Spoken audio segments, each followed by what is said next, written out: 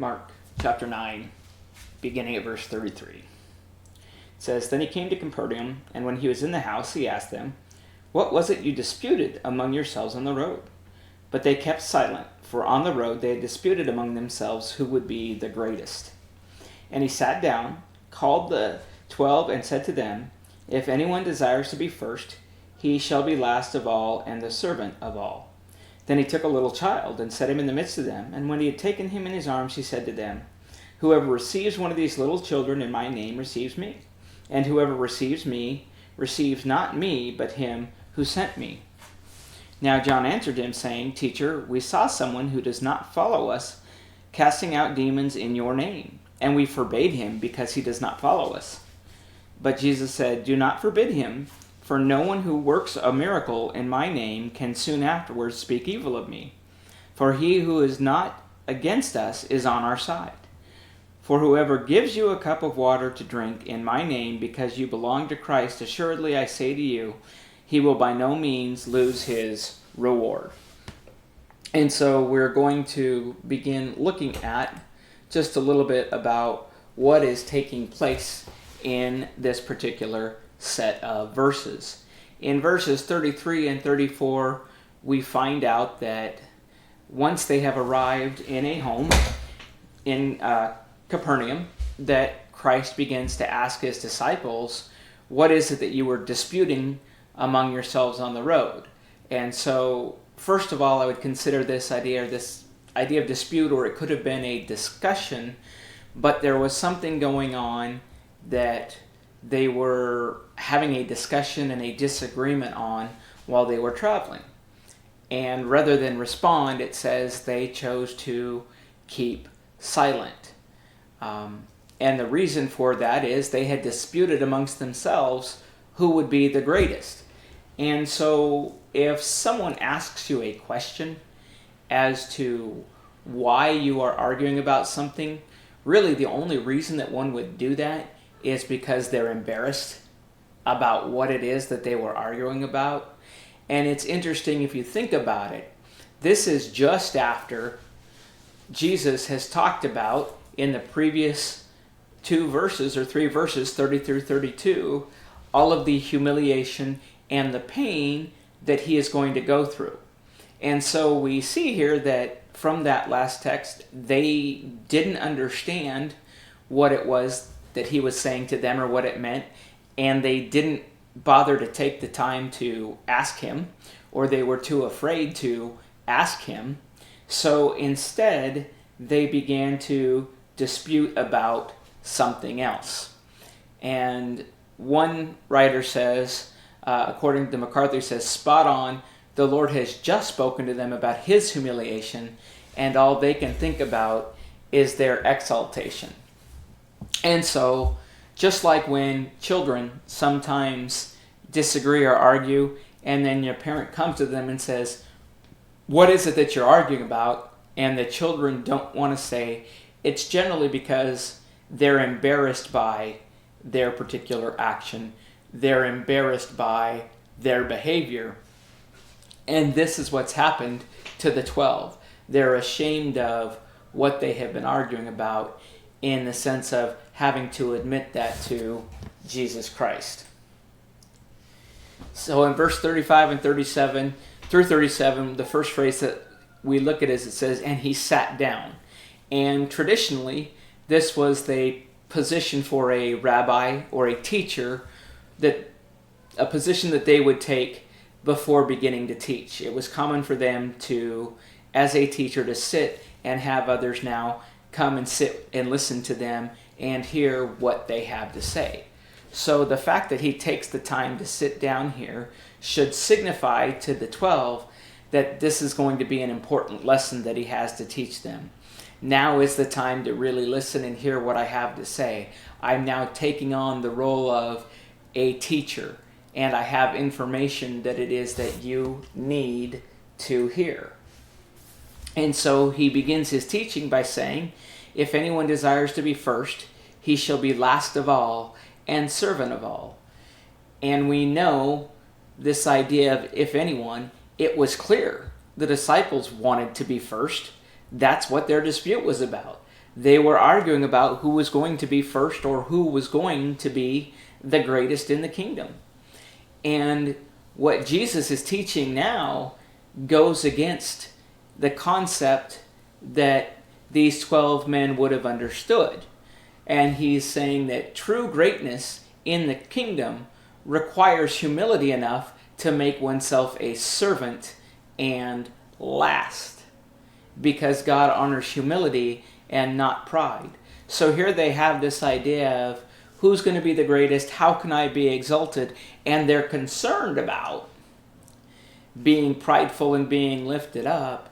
And Jesus is turning everything around and saying that the one that is to be first will be last of all and will be servant of all. And of course, if we really look into and we understand what he's saying here, we realize that Jesus Christ is first in the kingdom. He is last of all in regard to being a servant to all men. That is what ultimately he becomes, where he's headed. He's on his way to be a servant of all mankind and to die for them. And then he gives an illustration. In verse 36 it says, he took a little child and set him in the midst of them. And so we recognize, first of all, that if he's in the midst of them as they're sitting, and we understand they're sitting and he is teaching, that they're not going to miss this illustration. It is very evident. It is something that is going to be very easy for them to understand. And so what he does is he uses this child as a he uses the child as a representation of one who needs to be served. And if you stop and think about that, we understand that. Especially when you're talking about an infant child. It is someone who is in constant need of care. And a child needs to be served and cared for, but they don't have the ability to return that service. They are not able to, in kind, serve them or serve us as we have served them. So there's this illustration of this person who is in great need. And really what we're talking about here is the child is a representation of one who has either not heard and is looking to learn, or is someone who is new to the faith and is one who needs to be cared for. And he goes on to say, whoever receives one of these little children in my name receives me, and whoever receives me receives not me, but him who sent me. And this idea of receiving this child is to welcome them openly. It is to accept them. And so if you are accepting this individual, you are accepting the responsibility that comes with accepting this person. You are accepting the responsibility to serve this individual, to help this individual. And it's something that you're saying, I accept freely. I do it openly, I do it of my own will, and I will take on that responsibility because I recognize that this person needs this care. And I'm doing it with an understanding that they're not able to necessarily reciprocate that service. And we recognize that Jesus was a servant of all, and when we receive a servant like him, we receive him, and ultimately we're receiving God the Father. When we welcome these people who are young in the faith, when we welcome these people who are in need of being served, who need help in being taken care of and being trained and being taught, we are receiving a servant like Jesus. Jesus was a servant. When we take these people in, we take them to care for them that they may one day serve as well. Then John answered him, saying, Teacher, we saw someone who does not follow us casting out demons in your name. And so we kind of switch gears here just a little bit. And this phrase that John uses, this term casting out, indicates that he was able to remove demons. He was able to do what it is that Christ had given his 12 disciples the ability to do. And he says it was being done in your name.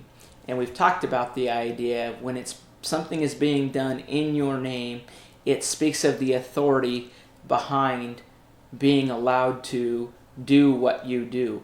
It is through Jesus' power and the power of his name and his ability and the power of God that he has this authority to be able to cast out demons. He recognizes, and he's not claiming that it is something that he is capable of doing in his own name by his own power, but he is actually acknowledging that he is able to do this miracle in the name of Jesus, through the power of Jesus and what he supplies.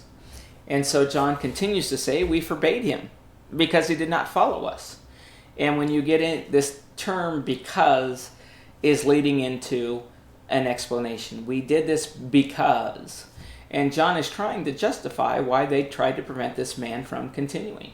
He's saying why we told this man not to continue to do what he could do, what he was doing. And so his logic flows kind of like this. This man does not follow us, so by extension he must not be a follower of Jesus. And he seems to be judging the man's heart or the reasoning behind what the man is doing. And so because he's not with us and because he's not following us, we told him to stop. But Jesus said, do not forbid him. And Jesus now lets John and the disciples know that they are not to prevent this man from continuing to cast out these demons or continue to do what he is doing in the name of Jesus. And he goes on to say, for no one, and for is another reason or a because type word, for no one who works a miracle in my name can soon afterward speak evil of me. So he's doing this work in my name, he's glorifying me, and he's not going to be able to then turn around and say something bad about me. If he's able to perform these miracles, and he's able to do so, and he's recognizing that it's through my authority, then it's not likely that he's going to turn around and say anything negative about Jesus. He is actually speaking positive of Jesus and what Jesus does for him.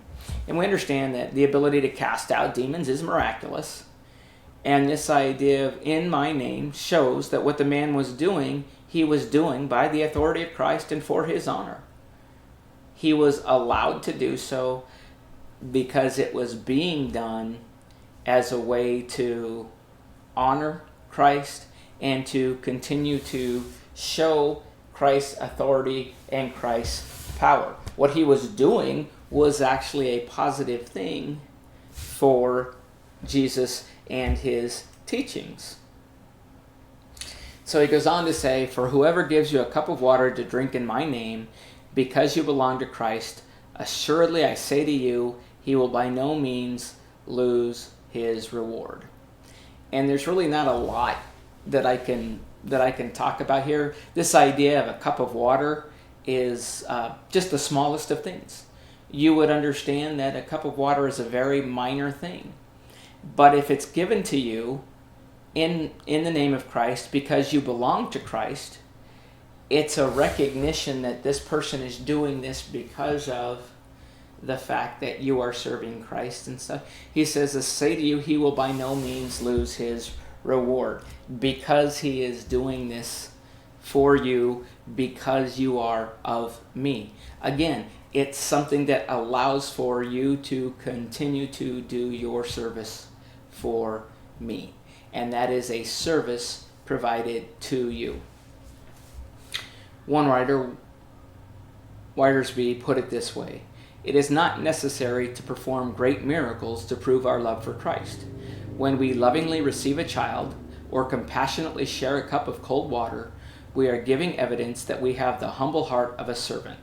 After all, we are serving Christ, and that is the highest service in the world. And so really, That's what this whole section is about. And that's what you really want to relay to, well, first understand, and then really relay to someone that you may be teaching. It is the importance of what it means to be a true servant, and the fact that it is necessary for anyone who chooses to be of Christ, to be a part of Christ, to belong to Christ, as the statement above says, because you belong to Christ. In order for anyone to belong to Christ, they must learn to forget about being the greatest, forget about being first, and humble themselves and serve in whatever way possible. I appreciate your time. I would encourage you once again to go back and to look at this particular text to see what you can draw from the scriptures, see how that it speaks to you. It is one of maybe the slightly more difficult for someone to understand if you are trying to teach them this concept. And my encouragement to you is to try to keep it as simple as possible. The general gist of this particular passage could be summed up, our set of passages could be summed up in Jesus correcting the disciples' understanding of how one is to become the greatest. Jesus gives an example of how we must be willing to receive those who are in need, how we must receive those who are new to the understanding, and we must be willing to serve them. Jesus talks about the idea that just because you're not directly with me right now, if you are doing and teaching things in my name, if you are teaching in his name, then you are not showing yourself to be against Christ, but you are actually showing yourself to be for him. And certainly this was an action that was being done in order to honor Christ, and that's why it was allowed. And then lastly, this idea of it doesn't require great miracles to prove our love for Christ. If we are willing to simply be compassionate enough to receive a child or simply share a cup of water, we're showing the humble heart of a servant. Again, appreciate your time, and we will, Lord willing, pick up at verse 42 in another session. Thank you.